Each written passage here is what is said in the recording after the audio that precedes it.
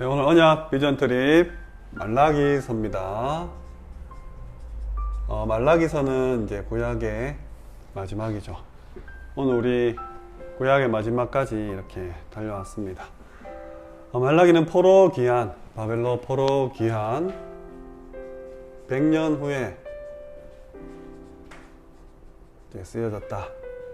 뭐 이런 추측이 있고, 또 이 성전이 우리 지난 시간까지 성전 재건에 대한 부분 봤죠. 성전이 다 지어진 다음에, 성전이 완공된 다음에 쓰여졌다는 말이 있습니다. 포로에서 돌아오면 예언된 소망은 참 모든 부분이 회복되고 하나님의 영광과 축복이 가득할 줄 알았는데, 막상 돌아왔는데 페르시아 나라에 조공을 바치는 그런 아주 보잘것없는 나라처럼 돼 있었고, 여전히 이제 농사도 잘 안 되고 힘든 사건들이 많았죠. 하나님께서 이스라엘을 축복하시고 영광을 다시 회복시킬 거라 했는데, 그에 대한 모든 소망들도 희망들도 사라진 거예요. 그래서 부정하고 부패하고 본인들이 믿던 그런 선민 사상도 조금씩 사라지고, 심지어 하나님이 하나님의 사랑이죠. 하나님께서 나를 사랑하시나, 이런 부분도 의심이 되기 시작한 거예요. 이런 시대에 말라기가 등장합니다. 말라기서는 크게 6번의 하나님과의 논쟁을 통해서 기록되어 있어요. 하나님께서 처음에 어떤 말씀을 주십니다. 이스라엘 백성에게 주장을 하시면 이스라엘 백성들이 여기에 대해서 반문을 하는 거예요. 이의를 제기하는 거예요. 아니 정말 그렇습니까? 그럼 하나님께서 여기에 대한 답변을 주시는 거죠. 이런 형태로 성경이 기록되어 있다는 거예요. 하나님께서 이스라엘 백성에 대한 의문을, 백성들이 가지고 있는 의심이나 불만이나 불신앙을 응답하심으로 성경이 진행되고 있어요. 서론을 통해서, 그리고 6번의 논쟁을 통해서, 그리고 마지막으로 하나님께서 경고 메시지를 주심으로 이 모든 말라기서가 마치게 되는데, 어떤 경고를 주시냐? 우상 숭배에 대한 부분, 그게 5가지예요. 그리고 이 당시에 부부들이 이혼하는 문제에 대한 부분, 그리고 하나님께 당연히 드려야 될 이 11조에 대한 부분, 잘 지켜지지 않았겠죠, 경고를 했다는 말은. 그리고 사회 정의를 실천하는 부분, 그리고 마지막으로 이 지도계층에 대한 경고를 하나님께서 말라기서를 통해서 알려주고 있습니다. 그건 왜 이러냐? 왜 그러면 이런 하나님의 경고, 그리고 이런 논쟁이 있었냐? 이 당시에 이스라엘 백성들이 하나님을 멸시했다는 거예요. 구체적으로 어떤 부분에 있어서 그랬냐? 희생제물, 하나님께 드려야 될 희생제물을 막 온전한 걸 드리는 게 아니라 눈이 멀고 썩고 부족하고 모자란 것으로 드렸다는 거예요. 하나님께 드리는 봉헌물도 그렇고,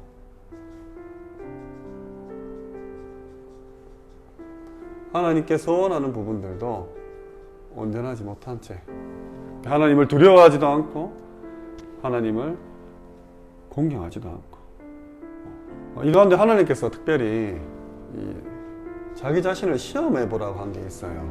이게 뭐냐면 바로 11조야. 하나님이 유일하게 하나님 자신을 시험해 보라고 주신 거야.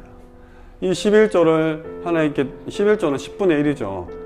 내 모든 재물, 내 모든 재산, 내가 가진 모든 것들, 시간, 에너지 다 포함해서 하나님 것이라는 고백으로 드리는 게 11조예요. 여러분도 앞으로 경제활동을 해서 만약에 내가 어떤 소득을 얻는다, 여기에 10분의 1을 하나님께 드린다는 것은 이 원래 전체가 하나님 건데, 내가 10분의 1을 드림으로써 이게 하나님 것입니다라고 고백하는 거야. 인정하는 거라고. 근데 이걸 내지 않으면 하나님 뭐라 그랬냐? 도둑질하는 것과 똑같다 했어. 원래 하나님 거기 때문에 내가 하나님께 드리는 게 아니라 이 전체 10분의 10이 다 하나님 건데 이걸 인정하는 마음으로 내가 드리는 게 10분의 1을 드리는 게 당연하다는 거죠. 이거 아니면 하나님의 것을 우리가 도둑질한다는 거예요.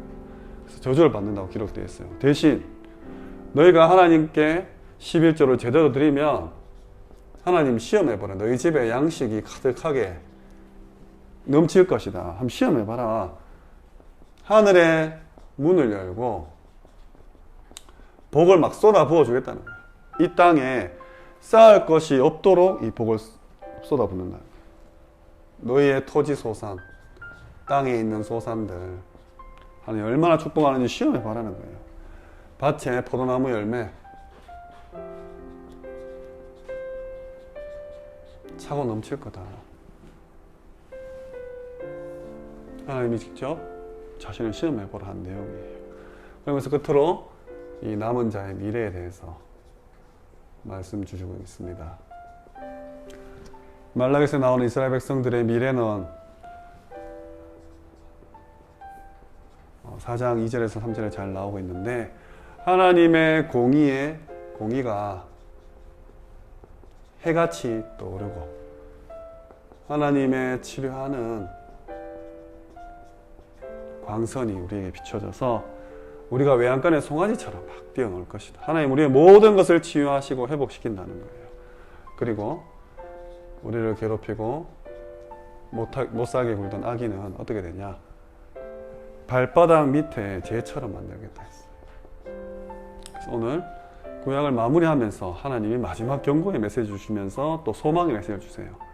이 이후로 하나님은 신약에 이르기까지 침묵하십니다. 그래서 마지막 메시지, 구약 시대에 이스라엘 백성에게 주셨던 마지막 메시지, 절대 이런 부분을 함부로 하지 마라. 그리고 하나님을 시험해보라. 이 경제에 대한 부분이죠, 사실은. 21세기를 살아가는 우리에게 가장 중요한 부분입니다. 그리고 우리의 미래, 하나님께서 공의를 베푸시고 치유하시고 그리고 우리의 모든 대적들, 악의 세력들은 우리 발바닥 밑에 죄로 만드시겠다는 거예요. 그래서 이제 구약을 마치면서 여러분들이 계속해서 이스라엘 백성들이 노예로 가고 포로로 가고 또 신약 가서는 속국까지 가죠. 이스라엘 7번 재앙을 당하면서 끊임없이 회개하고 그럼 하나님 또 용서해줘가지고 다시 회복시키시고 그럼 또 부응해가지고 또 타락하고 또 회개하고 이 끊임없는 반복이잖아요. 이 함정을 무틀에서 굴레에서 벗어나라는 거예요. 하나님이 약속하신 땅으로 처음부터 가라는 거죠. 그래서 만군의 여호와, 우리 말라기서에는 만군의 여호와라는 말이 계속 나옵니다. 이 만군의 여호와를 의지하고 237 나라 5천 종족 향해서 전도와 선교와 세계복음화 마음껏 누리시는 주역이 되시길 주님의 이름으로 축원합니다.